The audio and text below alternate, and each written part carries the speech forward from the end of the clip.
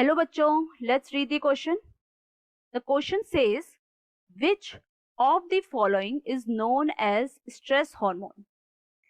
जैसे ही कुछ एनवायरमेंट में एक ऐसी सिचुएशन क्रिएट होती है जिससे प्लांट की ग्रोथ या प्लांट की नॉर्मल फंक्शनिंग जो हो सकती है उसमें प्रॉब्लम क्रिएट हो सकती है, तो उस टाइम पे हमारा कौन सा हार्मोन एक्टिव हो जाता है?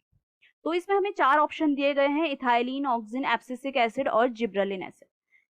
तो इसमें हमें बताना है कि कौन सा ऑप्शन जो है वो करेक्ट है।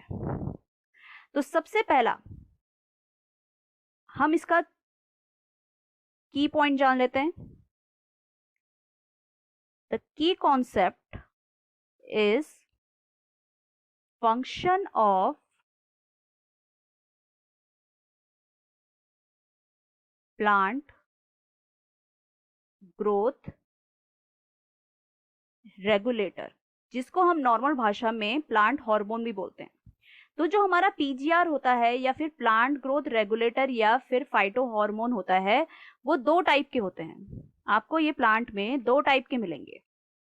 एक तो जो कि ग्रोथ को प्रमोट करेगा, इंड्यूस ग्रोथ। दूसरा जो ग्रोथ को इनहिबिट करता है।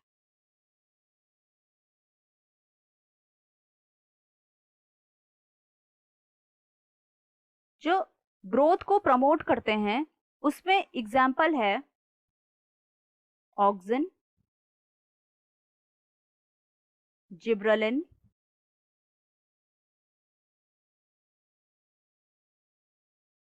साइटोकाइनिन। और ग्रोथ को इनहिबिट करने वाला हार्मोन है एब्सिसिक एसिड। इथाइलिन जो हार्मोन है वो ग्रोथ को इनहिबिट भी कर सकता है किसी किसी केस में, और ग्रोथ को इंड्यूस भी करता है। तो यहां पर हमारा जो इथाइलिन है उसका मेन फंक्शन कहां पर आता है? ट्रिपल रिस्पॉन्स में। ट्रिपल रिस्पॉन्स में क्या करता है? ये जो स्टेम होता है, स्टेम को ये वर्टिकली नहीं ग्रो करने देता, ये हॉरिजॉन्टली ग्रो करता है।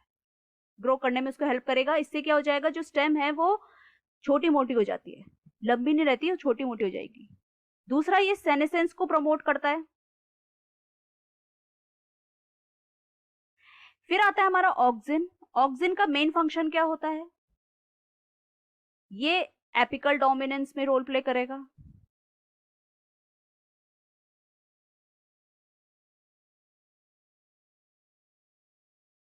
सेल इलोंगेशन में हेल्प करता है। एब्सिसिक एसिड का फंक्शन क्या होता है? एब्सिसिक एसिड का जो फंक्शन है ये प्रमोट करता है सीड में डोरमेंसी को। जैसे ही कुछ ऐसी सिचुएशन क्रिएट होती है, स्ट्रेस वाली सिचुएशन क्रिएट होती है, तो जो सीड है इसको डोरमेंसी में भेज देता है। और डोरमेंसी में हमें पता है कि जब भी सीड चले जाएगी तो अगर हम उसको ऑप्टिमम कंडीशन भी प्रोवाइड करेंगे तब भी वो एक्टिव नहीं होती। तो जैसे ही कुछ प्लांट में ऐसी स्ट्रेस कंडीशन क्रिएट हो जाती है तो उस टाइम पे ये एब्सिसिक एसिड एक्टिव होके सीड को डोरमेंसी में भेज देता है और सीड फिर जर्मिनेट नहीं करती। दूसरा क्या करता है, ये जैसे अगर वाटर स्ट्रेस होता है तो उस टाइम पे ये स्टोमेटा को क्लोज कर देता है। अगर स्टोमेटा क्लोज हो गया तो उससे क्या होगा, वाटर जो है वो बाहर नहीं जाएगा। वाटर लीफ से बाहर नहीं गया और वाटर फिर अंदर ही स्टोर रहता है लीव्स में। ये भी अगर वाटर स्ट्रेस कंडीशन में, अगर कुछ ऐसी स्ट्रेस कंडीशन आ जाती है जिसमें वाटर की कमी हो जाती है तो उस टाइम पे ही स्टोमेटा को क्लोज कर देता है और उससे वाटर जो है वो बाहर नहीं जा पाता और वाटर अंदर रिटेन रह जाता है। ये प्रमोट करता है बड डोरमेंसी को।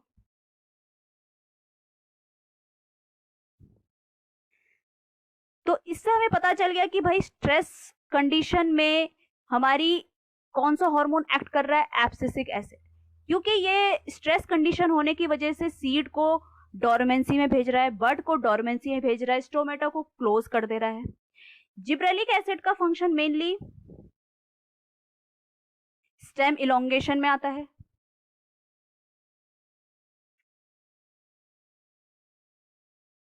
इसका कहीं भी कंडीशन जो है वो ग्रोथ रोकने का नहीं है।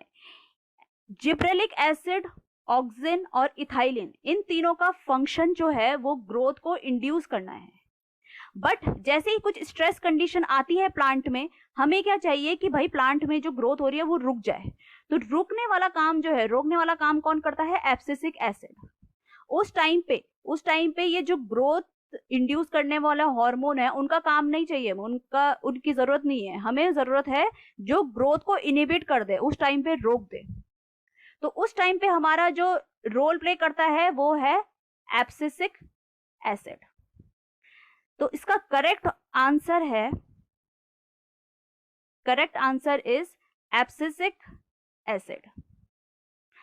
So I hope you understood it well. All the best.